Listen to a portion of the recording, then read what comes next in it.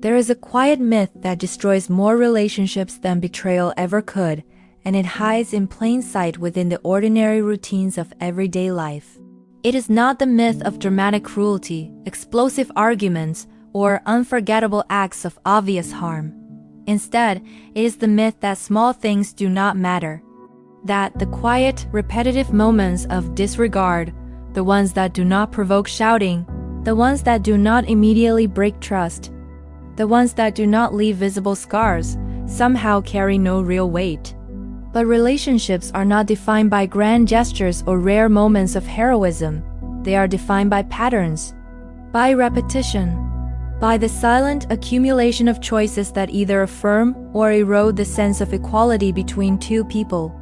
Every ignored request, every dismissed discomfort, every moment when one person's reality is quietly minimized becomes part of a larger, invisible architecture. And over time, something fundamental begins to fracture. Not love, not immediately, not loyalty, not all at once, but respect. Respect fades slowly, replaced by a growing awareness that one person's comfort is negotiable while the other's is assumed. This is not the story of a bathroom. It is the story of recognition and what happens when someone realizes they have been seen less clearly than they believed. It is the story of the moment, when a person stops asking for change and begins to question whether they were ever truly heard at all. Their relationship from the outside appeared stable. She was 31, he was 36, and they had shared a home for about a year. Long enough to build routines, long enough to blur the line between independence and interdependence. Long enough to believe that the foundation beneath them was secure. They were not constantly fighting. They were not trapped in cycles of obvious dysfunction. They shared meals, shared space, shared quiet evenings that reinforced the belief that what they had was real and lasting. And for the most part, it was. Stability, however, can exist alongside imbalance.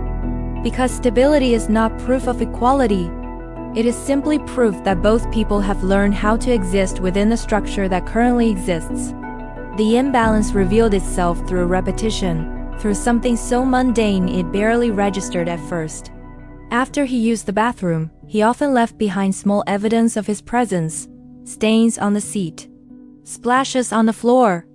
Not catastrophic, not shocking, not enough to provoke outrage in isolation, but enough to require action. Enough that every time she entered that space, she was confronted with a quiet decision. Tolerate it or correct it herself. She chose correction. Not because she wanted to, but because someone had to. And in choosing correction, she unknowingly stepped into a role she never agreed to hold. Eventually, she spoke. Not with anger, not with accusation, but with gentleness. She approached the conversation carefully, aware that tone could determine outcome. She did not present herself as a victim or him as an offender. She simply asked. She explained that it made her uncomfortable, that she would appreciate it if he could double-check and clean up after himself. Her request was reasonable, measured, respectful. His response was not aggressive. It was laughter. And in that laughter was something more powerful than open hostility, because hostility can be confronted. It can be argued against. It acknowledges the seriousness of the situation, even if negatively. But dismissal through humor transforms discomfort into exaggeration. It reframes reality. It signals that what was presented as meaningful is instead trivial. She interpreted his laughter as temporary, as reflexive rather than intentional. She believed that once the moment passed, the meaning of her words would remain. She believed he would change. But change requires recognition, and recognition never came. Days passed. Weeks passed. The behavior did not stop. It continued not as isolated incidents but as a pattern. Patterns have power because they reveal priorities. Each repetition confirms something he never said aloud, but demonstrated clearly through action. This was not important to him. She adapted. She placed cleaning supplies within reach. She removed inconvenience as an excuse. She made responsibility effortless. Still, nothing changed. And this is where relationships begin to shift in subtle, invisible ways. Because adaptation, when it is one-sided, becomes normalization. She became the one who cleaned. Not because it was fair, but because it was easier than confrontation. Not because she accepted it, but because she tolerated it. Tolerance, over time, creates expectation. Expectation creates identity. Without realizing it, she became responsible for maintaining a standard he did not feel obligated to uphold himself. Eventually, she spoke again. This time with less softness, less hesitation. Because repetition changes the emotional weight of a problem. What was once small becomes significant through accumulation. She explained again that this mattered to her, that it was not unreasonable to expect basic consideration. His response was no longer laughter, it was resistance. He accused her of being dramatic, of exaggerating, of caring too much. And with those words, the conflict transformed. Because he was no longer responding to the behavior.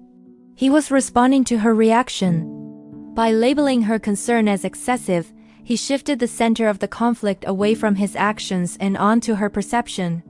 This is how minimization works. It does not deny facts. It denies legitimacy.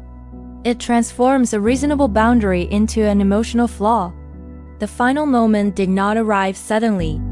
It arrived gradually, built on months of quiet frustration. One night, exhausted and emotionally depleted, she entered the bathroom and saw the same evidence once again, and something inside her changed. Not explosively, not dramatically, but definitively. She realized that her patience had not created change, it had created permission. She told him she would no longer clean up after him. She did not shout. She did not accuse. She simply withdrew the labor she had been providing without agreement. His reaction was immediate and defensive.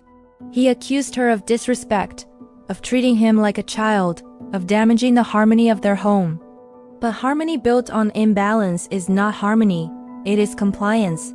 This was never about hygiene alone. It was about acknowledgement. Because when someone repeatedly dismisses the expressed discomfort of their partner, they are making a statement about value. Not through words, but through inaction. Each ignored request reinforced the same hierarchy. Her comfort was negotiable, his convenience was not. Over time, she realized she had been performing a role she never consciously chose. She had become responsible for preserving an environment he benefited from but did not maintain. She had become invisible in her own discomfort. Now the judgment begins.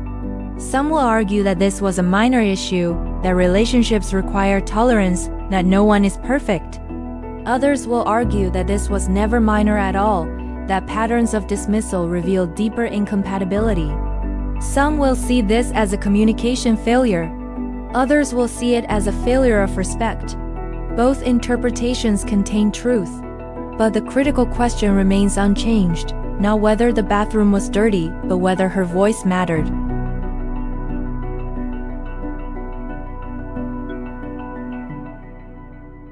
When one person realizes they have been adjusting themselves to preserve a system that never adjusted for them, she did not destroy their peace. She discovered it had never truly existed. And in that discovery lies the most difficult truth of all. Sometimes the moment you stop cleaning is the moment you finally see clearly. The courtroom is now yours. What is your verdict?